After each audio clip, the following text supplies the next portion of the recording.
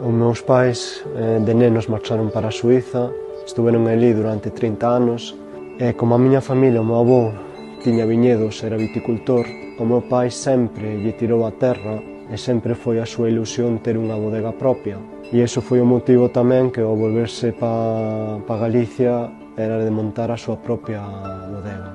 E voltar pa aquí a traballar no campo, na bodega e todo iso,